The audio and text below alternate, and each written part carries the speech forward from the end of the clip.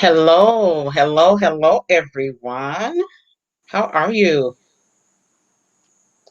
Welcome to Bald Life Magazine, Living a Bald Life. I want to encourage you guys to go ahead and share this on your pages. Yes, go ahead and share this on your pages. We want to we want to invite you guys in the room. Come on in the room. Come on in the room. We are excited. Living a bald life. We're back again. Yes, we are. We are back. I'm so excited and so honored to be here again. Welcome to Bald Life Magazine, Living a Bald Life. Living a Bald Life. We do this show every single Friday at 6 o'clock p.m. Pacific Standard Time.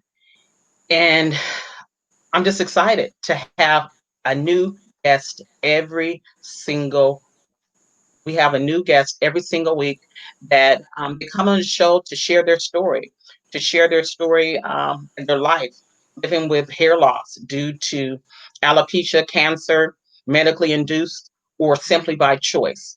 This platform is for them. And again, my name is Jamie Elmore. I am your host. I'm the editor in chief of Bald Life Magazine. I am your alopecia confidence coach. And this show is for you. Anybody that you know that's dealing with hair loss, they need to be in the room. Yes, they do. They need to be in the room. So invite them to come and join us on tonight. We have a special guest all the way from Puerto Rico, and I'm just excited and honored to have her here. And I'm excited and honored about this platform. This platform is for men, women, and children from all over the world.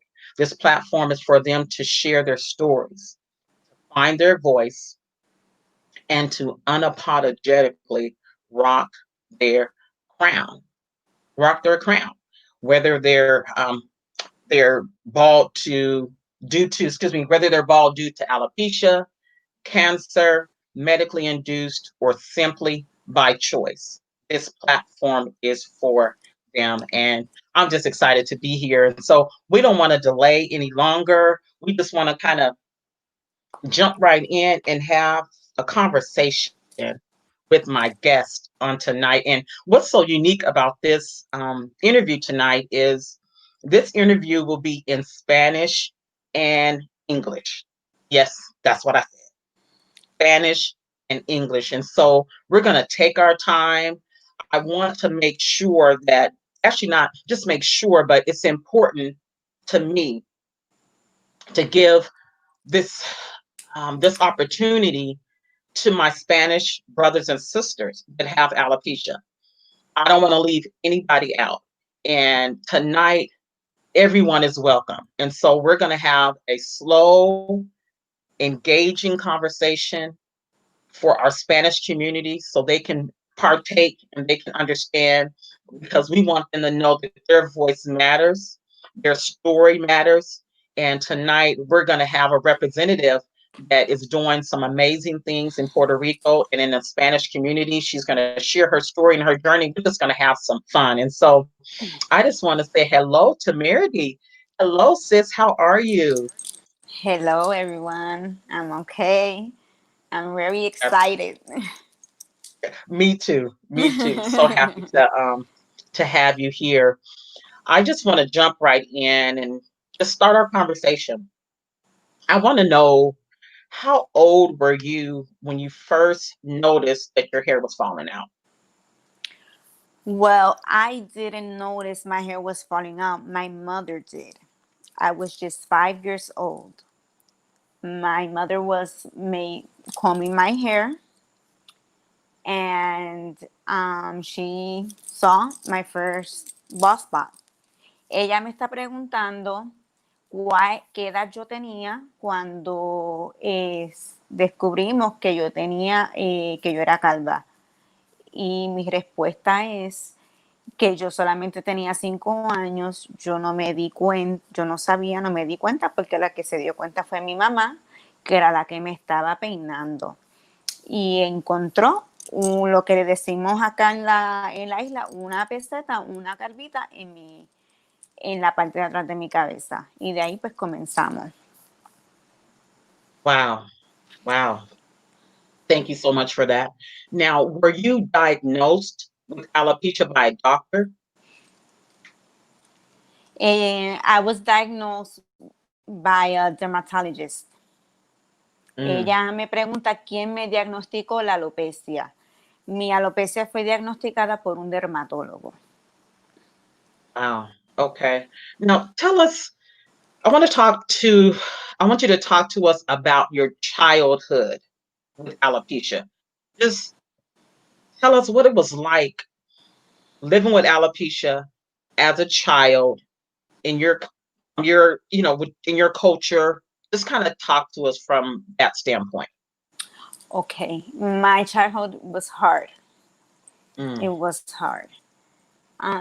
First, I didn't understand why because I used to live in the States and I didn't notice I was different until mm, I came to live in Puerto Rico because the culture, it was like something, oh my God, that girl doesn't have hair. And I was bullied. It was a hard. I thank the Lord that my family was always there for me. mm. My parents, I have the greatest parents in the world, and they helped me a lot, and my sisters, but it was hard. It was hard for me. Ella me pregunta que cómo fue mi vida como niña en la cultura en la que vivimos. Mi respuesta para ella es que mi niñez fue difícil. Fue difícil porque yo no me había dado cuenta que yo era diferente hasta que yo llegué a Puerto Rico, donde pues la cultura es un poquito más, ¿verdad? Las personas son un poquito más difíciles en aceptar otras cosas y pues fui víctima de lo que decimos bullying en Puerto Rico y en toda la isla y pues fue difícil. Mi niñez no fue fácil, pero le doy gracias a Dios que tuve unos excelentes padres, unas excelentes hermanas y pues todo pues obra para bien. Wow. Thank you. Thank you for sharing. Now, how do you respond to people when they ask you the wrong question when it comes to your alopecia? How do you respond to them? Well, it depends the question. If they tell me, oh, you got cancer or you got anything else, I just say no. I just say no. And now I have the attitude. I did not have this attitude when a few years ago. I would Mm, just fight them. But right mm, now, but right now, I just say no, and I explain to them, and I say no. I just have alopecia. I don't have any hair. Bald and mm, beautiful. Y ella me pregunta que yo les respondo a las personas cuando me contestan la pregunta equivocada. Y yo le contesto que si ellos, depende de la pregunta, porque la mayoría de las personas me preguntan si yo tengo cáncer. Y yo les digo, pues, que no, que simplemente soy así, tengo alopecia y le educo y le enseño le trato de explicar lo que es la alopecia. I'm telling them that I try to educate them and to explain what is alopecia because some people still don't know. They say, what, alo qué? Alo what? And well, mm. and that's what I try to do. That's good. Now, I want to put this is kind of off the record, a question, but I'm wondering, was it more difficult for you having alopecia being Spanish? I mean, can you talk to us about how hard that was being Spanish, having alopecia, or is there a difference? Kind of just talk about that and yeah, give us some context. Well, I think it's a little bit difficult being Spanish, being a Latin, because this culture is very You have to be like everybody else to be Mm, accepted. mm. That Okay. is in my experience. When we used to live in the States, yes, well, I everywhere you go, there's somebody that could say something bad to you. But in this culture, you have to Mm, be the same as everyone else. You have to be white, or you have to be blonde, or you have to have you have to be mm-hmm, like everybody else mm, to be accepted mm, in this culture. mm. And I think that's a little bit hard about being Hispanic. Ella me pregunta que cómo, que si en la cultura hispana o en la cultura anglosajana, si es más difícil ser aceptado. Y mi respuesta es que sí. Al uno ser latino, a uno ser hispano, es más difícil ser aceptado porque para los demás, en mi experiencia, tú tienes que ser como los demás para que te acepten. Y entiendo que sí, que es un poco más difícil ser aceptado en una cultura hispana. Wow. Wow. You're so strong. Thank you. Thank you. Wow.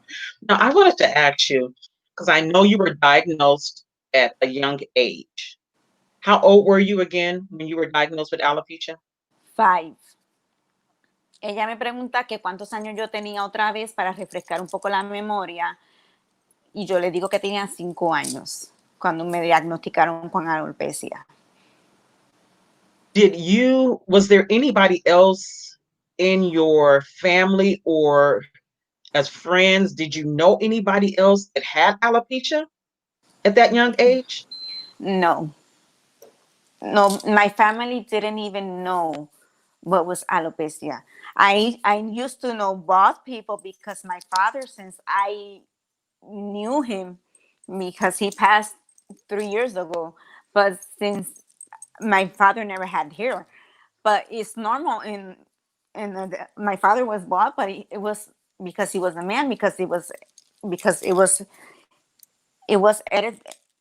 everybody in his family is bald, but men. But Mm, we didn't know what was alopecia until I was diagnosed.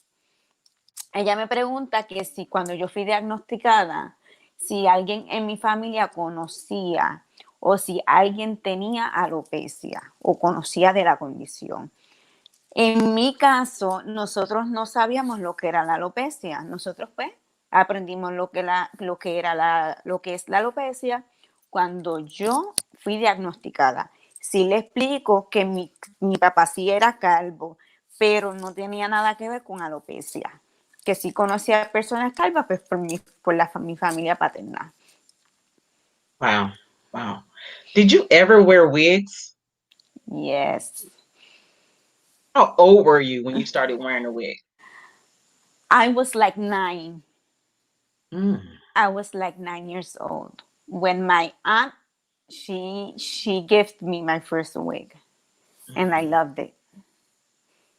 And I loved it because it made me feel so different. But it was a good time for me, but it was also I thought everything was gonna be different when I Mm, got to school with my wig. I mm. thought I was gonna be accepted, and it What wasn't like happened? that. All the booty was worse. I got pushed around. I got my wig pulled off. Oh, it was horrible. It wasn't nice. But I lived through it. Ella me pregunta si yo en alguna vez usé peluca. Oh, Jamie, and I used to wear wigs since I was 9 years old up to like 12 years old.